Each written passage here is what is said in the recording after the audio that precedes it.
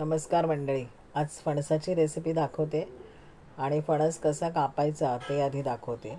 खोबरेल तेल लावून घेतलेलं आहे, चीक लागू नये म्हणून कोयत्याला पण आणि हाताला पण. मधोमध चीर केल्याने जसं पोट फाडतो तसा हा फणस त्या चिरेवर फाडायचा आहे की जेणेकरून आपल्याला बरोबर दोन त्याचे भाग होतील. मधला जो त्याचा फणसाचा दांडा आहे तो काढून घ्यायचा आणि सगळे गरे हे काढून घ्यायचे परातीमध्ये. हा बरका फणस आहे. आता हा फणस आपण सोलतो, ज्याच्यामध्ये आठीळ आहे ती काढून टाकायची आठीळ आपल्याला, आणि नुसता जो गर आहे तो घ्यायचा आहे आपल्याला. त्या गरापासून आपण आज रेसिपी बनवणार आहोत. रेसिपी खूप मस्त आहे. फणसाचा सीझन आहे, नक्की करून बघा. फणसाचा तो काढलेला गर घेतला आहे, गूळ घेतला आहे, साजूक तूप, रवा, मैदा आणि किंचित मीठ. तर रेसिपीला आपण सुरुवात करतो आहे. प्रथम पॅनमध्ये आपल्याला तूप घेऊन ही रेसिपी करायच्या आधी फणसचा जो गर आहे तो मिक्सरमधनं काढून घेतला आहे, म्हणजे तो एकजीव होईल. कारण तो एकजीव होणं खूप गरजेचं आहे. आणि त्याच्यानंतर आपण ही रेसिपी सुरू करणार आहोत. तर हा तुम्ही बघत असाल तर मिक्सरमध्ये तो सगळा गर जो होता तो घालून आपण मिक्सरमधनं काढून घेतला आहे. आता पॅनमध्ये साजूक तूप घेतलं आहे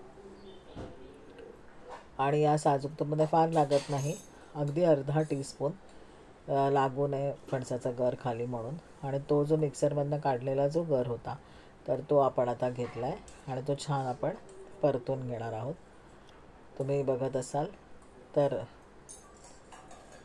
कढईला सुरुवातीला तुम्हाला थोडंसं ढवळताना असं वाटतं, पण नंतर तो सगळा सुटतो, चिकटत वगैरे नाही कढईला. म्हणूनच ते थोडंसं साजूक तूप घालायचं असतं. आणि तुम्ही आता बघू शकत असाल की आपला फणसाचा जो गर आहे त्याचा कलर जो आहे तो नैसर्गिक आहे, नॅचरल आहे. आपण त्याच्यामध्ये काहीही घातलेलं नाही आहे. किंचित मिठाचा दाणा घातला आहे चवीसाठी. आणि आता आपण गूळ घालतो आहे.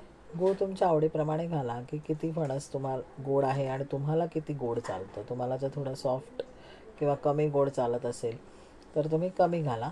पण मी जो गर आहे त्या बरोबरीनं गूळ घातलेला आहे, कारण आम्हाला तर गोड थोडं आवडतं. गुळाचाच वापर याच्यामध्ये छान लागतो, खमंग लागतो. साखर हवी असेल तर तुम्ही गुळाच्या ऐवजी साखर घालू शकता, पण गुळाने ही रेसिपी खमंग होते. ओरिजिनल ट्रॅडिशनल रेसिपीमध्ये गुळच घालतात.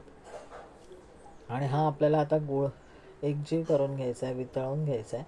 त्याच्यामुळे गूळ छान वितळेपर्यंत आपल्याला परतत राहायचं आहे, सतत ढवळत राहायचं आहे. जर तुम्हाला आमच्या या रेसिपीज, पारंपरिक रेसिपीज आवडत असतील तर तुम्ही नक्की लाईक करा, शेअर करा आणि सबस्क्राईब करा. तुम्ही बघत असाल तर गूळ वितळलेला आहे छान. आणखीन त्याचा कलर पण किती छान आला आहे, शाईन आलं आहे त्याला. आणि ते दोन्ही फणसाचा गर आणि गूळ असं छान एकजीव झालेलं आहे. तुम्ही बघा, कुठेही गुठळे नाही आहे. आणि आता आपण याच्यामध्ये घालतो आहे रवा.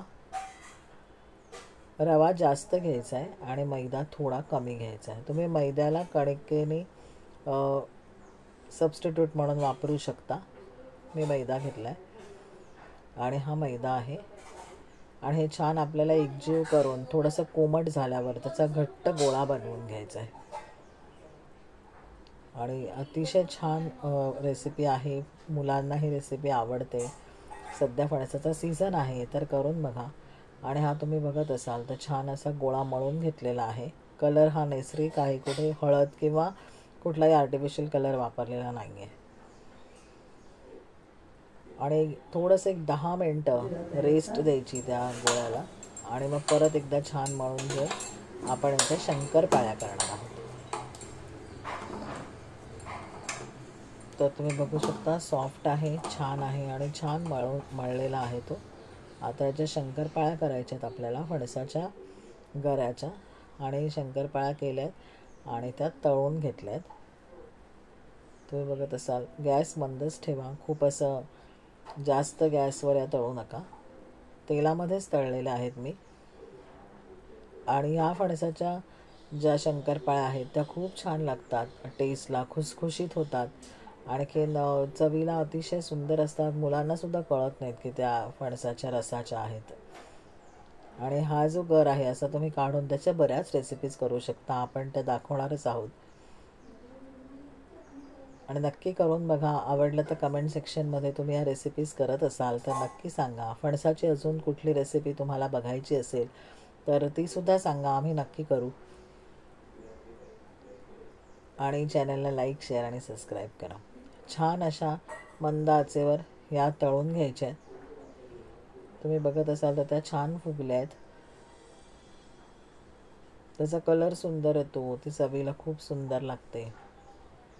आणि फणस आहे शेवटी, त्याच्यामुळे टेस्टी तर असणारच, त्याच्यात तर काही वाद नाही. या फणसाच्या सीझनमध्ये नक्की करून बघा ही रेसिपी आणि आपल्या या शंकरपाळी तयार आहेत.